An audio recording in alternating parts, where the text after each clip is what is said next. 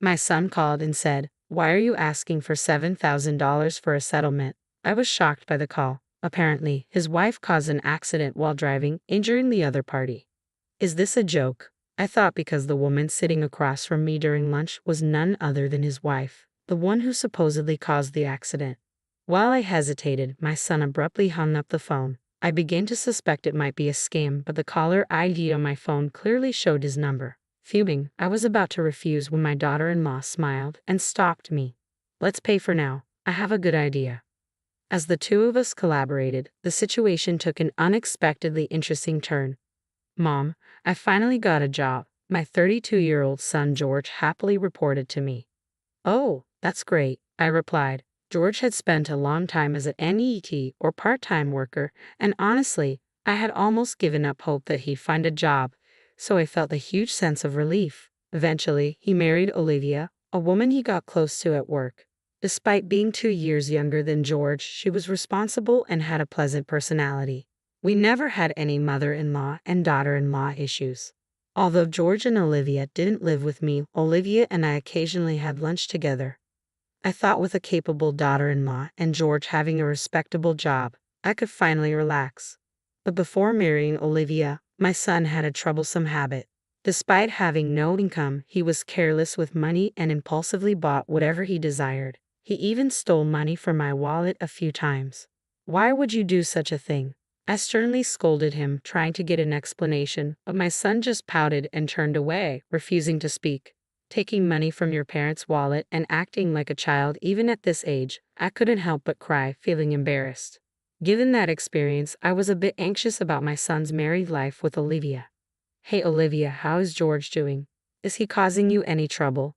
"Oh, not at all," Olivia assured me, flexing her arm as if to emphasize her point. "It seems my son's household is under Olivia's capable management." "Oh, that's a relief. With you, everything will be fine," I sighed, grateful that George had found a good wife. One day, while having our usual lunch together, my daughter-in-law and I were enjoying our meal. Suddenly, my phone buzzed in my pocket, and when I checked the screen, it displayed my son's name as the caller. "Hello, George. What's going on? Why the sudden call?" George's voice sounded urgent, and I braced myself for bad news. However, his next words plunged me into a whirlwind of confusion. "Listen carefully, Mom. Olivia had an accident while driving." "What?" "The other party got injured, and they're really angry. They want us to pay $7,000 as a settlement." I glanced at the person sitting across from me, the bewildered expression on my daughter-in-law's face. "I'm George, anyway. If you can arrange the money, let me know right away. Bye." He hung up abruptly, leaving me stunned. After the call ended, I remained utterly bewildered, lost in thought. Olivia had an accident, but she's right here. I wondered if my son had misunderstood something, yet there was an odd tension in the air. "Mom, are you okay?" Olivia, wearing a puzzled expression, asked about the call from George. "I don't fully understand, but it's serious. George claimed that you had an accident." "What?" I was completely overwhelmed by the situation and desperate to come up with money. Olivia calmed me down and listened to my story. Not sure what George is talking about, she then rested her chin on her hand, deep in thought.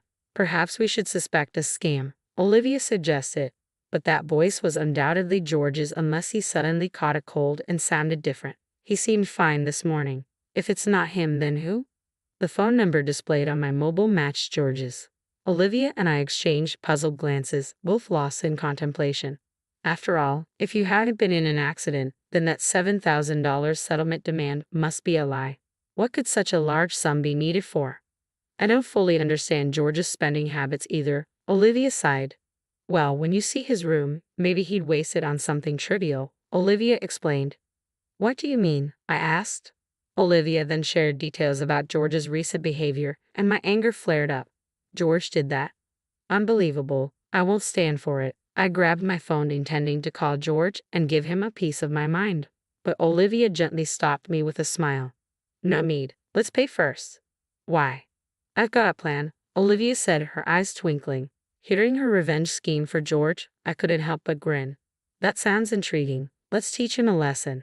"Exactly. It's time to put him in his place," Olivia declared, and so Olivia and I joined forces, ready to leave George speechless. 3 hours later, I pretended to be deceived and called my son back. I've got the $7,000 ready. Let's meet in person for the exchange. Wait a minute, I said to wire the money. George insisted. No, it won't work that way. Nowadays, banks scrutinize large wire transfers. It's more reliable to hand it over directly. Okay, where should we meet? I specified the meeting location and prepared a paper bag with the $7,000. Sorry for the wait, my son figured awkwardly, accompanied by an unfamiliar man. Who's this? I'm James. I'm the one his wife hit with her car, the man claiming to be the accident victim. James had a rugged face with visible scars. However, those scars appeared old and not recent. Moreover, it was evident that he wasn't an ordinary person. George grinned, relieved. Good, he brought the money. Hand over that $7,000 to me. Before that, I have a question. I glanced between the alleged victim and George. Our apologies for any inconvenience caused by Olivia. Could you provide details about the accident? Come on, does it really matter? George interjected. It does. We might be eligible for insurance compensation, and we need to understand what happened. James narrowed his eyes at me, looking annoyed. Look, I was suddenly involved in the accident, so I don't remember the details. Yeah, I wasn't with Olivia, so I'm not sure, George added. Isn't that strange? How could both of you know that she caused the accident in that state? I placed my hand on my hip and tilted my head, feigning curiosity. Wait, could it be that surveillance cameras or dash cams captured the incident? If so, could you show me the footage? Listen, lady, you've been nagging incessantly. Are you suggesting I'm lying? The self-proclaimed victim's low voice carried a threatening tone.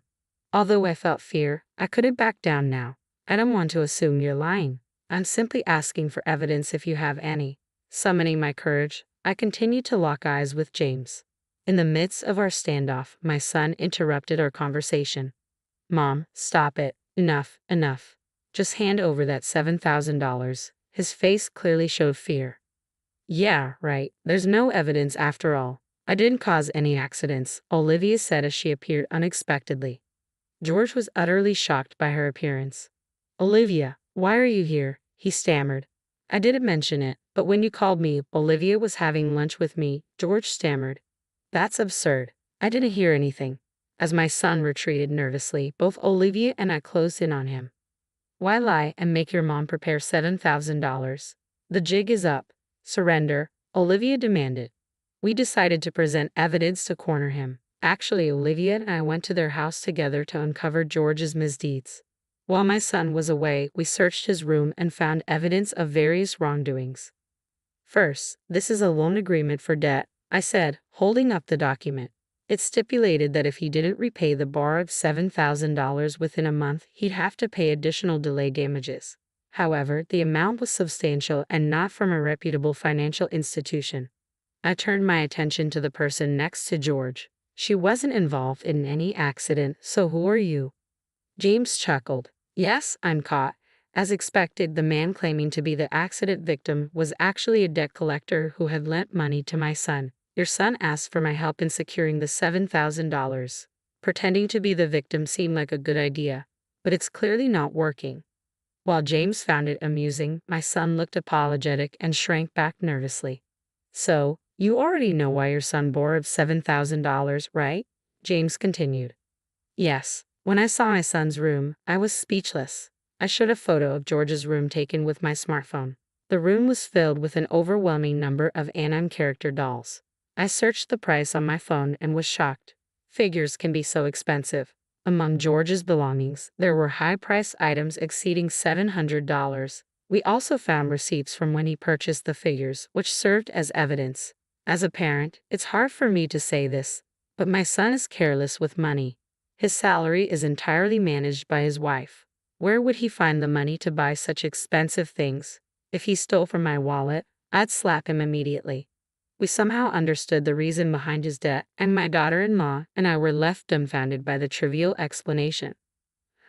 I knew about your hobby, but if it cost this much, I would have stopped you, Olivia said, glaring at our son with a mix of surprise and anger. Well, what else could I do? Figures are like works of art. Once in a lifetime. If you don't buy them at that moment, you might never get such rare items. George tried to justify himself, on the verge of tears. I understand that feeling, so you'll forgive me, right? With that $7,000, I can finally be free from debt. But George, borrowing money from questionable sources and making reckless purchases can lead your life astray, I said, delivering my message as I tossed a paper bag at George. He caught it, and as he checked the contents, his eyes widened in shock. What's this? Just newspaper cut into the shape of bills. I'm not that kind-hearted to prepare $7,000 when I know I'm being deceived. James chimed in, amused. Well, things have taken a turn. So George, isn't this a different story? George, holding the newspaper-made bundle, looked pale and bewildered. Hearing James's smug voice, he trembled. Olivia was furious with my son too, using my name to swindle money from my beloved mom. I can't believe it. I'm divorcing you, she declared. And I'm considering severing our family ties, I added. George stammered. Wait, both of you. Despite George's tearful pleas, Olivia and I shook off his grasp and left the scene. Behind me, I heard George sobbing while James burst into laughter. Afterward, I advised George to sell all the figures in his room and use that money to repay the debt. He seemed deeply troubled but accepted the advice and managed to raise the $7,000 to pay James back. I decided to sever ties with my son, but before doing so, I offered one last piece of advice. From now on, live an honest life. However, George's collector's instinct persisted, leading him to repeat the cycle of debt and find himself pursued by loan sharks. Olivia, once his wife, divorced him long ago, but we still enjoy lunches together. Reflecting on George's story, Olivia remarked, changing one's way of life isn't so simple for humans, and we shared a laugh. While watching her smile, I silently wished for Olivia's happiness. How did you find this story? Don't forget to subscribe to our channel. Until next time.